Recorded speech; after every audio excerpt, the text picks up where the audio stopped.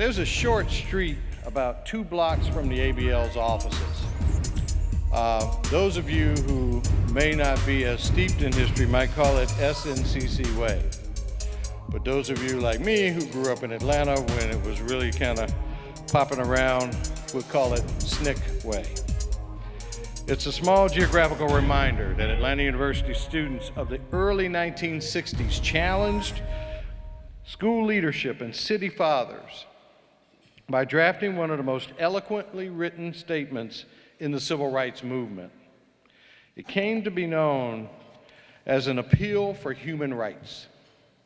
One of its primary authors is a Legends Hall of Fame inductee tonight. Please watch the screens to learn a little more about the Student Nonviolent Coordinating Committee and one of its leaders, the current Georgia State professor, author, entrepreneur, and civil rights legend, Lonnie C. King, Jr. Dr. Lonnie C. King.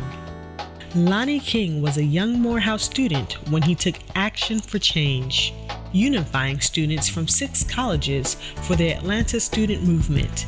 King organized an effort that ultimately led to the desegregation of Atlanta public accommodations. There were 6 colleges and universities over there. I did not believe that you ought to have 6 different movements going on from one center, because my point was, what was the common denominator among all 6 schools? We were African Americans. We were being denied. So why should we go down there with 6 different entities trying to change something? The Atlanta student movement captured Lonnie King's spirit. After graduating Morehouse, King shifted his plans from pursuing a PhD in economics to changing the social mores of the South.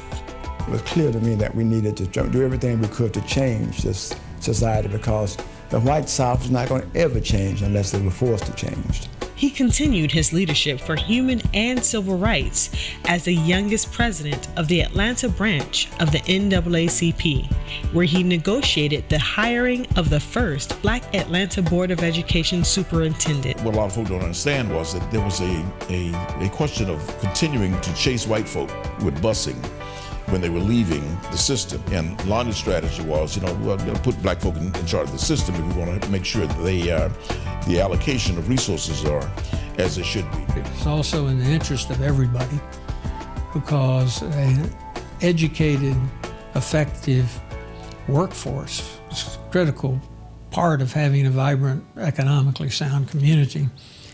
And therefore, we wanted everybody to get a good education. Also, as leader of the NAACP, Lonnie King organized the Broadcasting Coalition. We forced the 25 broadcasters in Atlanta to sign agreements to hire African Americans, and we also set up a training program that they paid for college students from the AU Center to learn broadcasting. That model that we put together was the model that changed broadcasting all over America in terms of getting blacks and Hispanics and women in it. Many people don't know of the contributions that he's made, and I think it's important that people like Lonnie be recognized, and that the current generations know that it took what he did and what the rest of us did to bring about the changes that they enjoy today.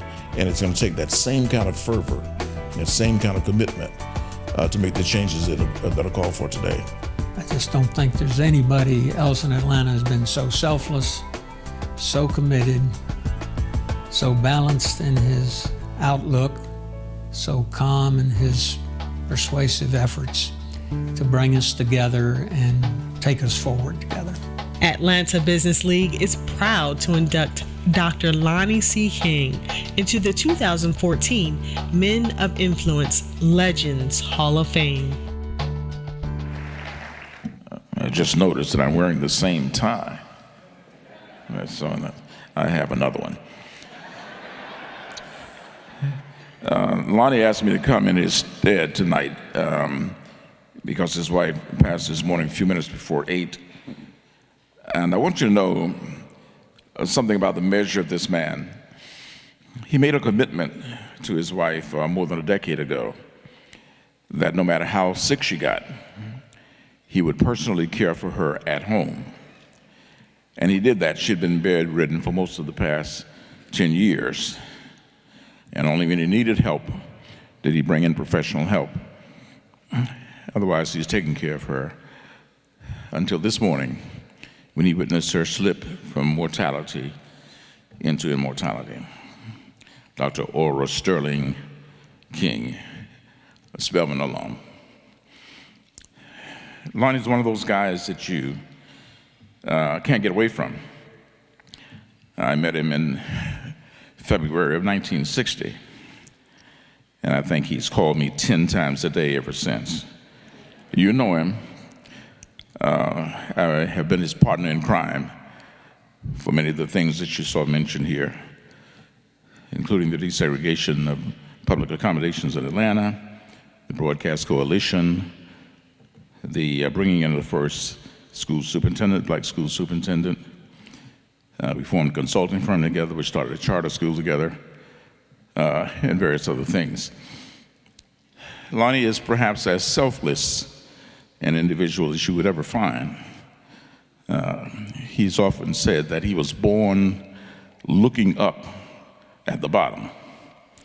He had very humble beginnings, but even in high school, he became president of his student body. And you will recall that our modus operandi throughout the civil rights movement was that of nonviolence. And in spite of the fact that Lonnie King was a very effective running back at Morehouse College and a champion boxer for a whole fleet in the Navy, he allowed guys half my size to kick him and push him around. And I personally witnessed 3 feet behind him, a young white man, not that young, throw acid in his face. And his doctor said he would have been blinded if he had not been wearing large sunglasses.